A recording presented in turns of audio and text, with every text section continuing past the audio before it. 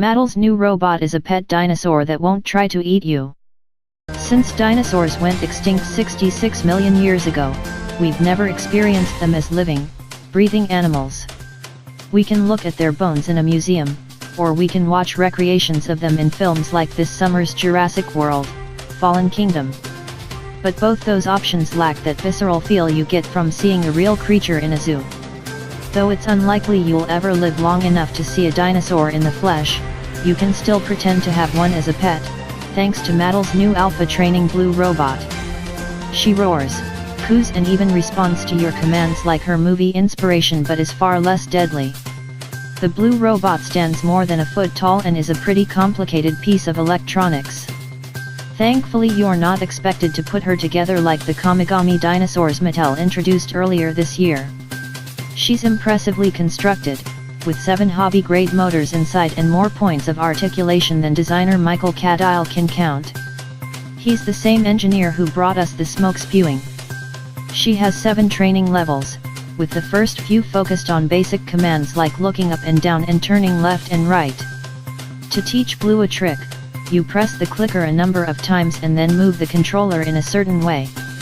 The included manual has the full list of commands, though I found the diagrams somewhat lacking.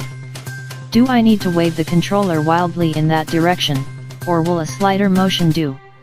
How far do I need to rotate it? At least the controller is clear when you're not doing it correctly. It will flash red to indicate that Blue didn't understand what the heck you want. The final training levels involve more complex motions like spinning around in a circle and an attack mode where she leaps forward and growls. Oddly enough, it was the most basic commands I had trouble getting right.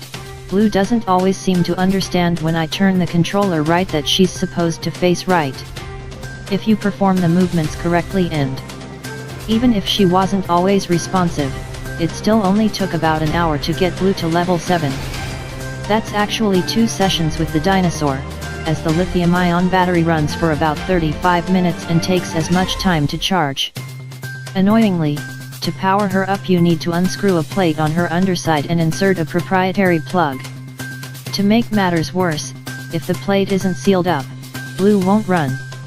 So instead of just keeping a pile of batteries around, now you need to keep a Phillips head screwdriver on hand at all times.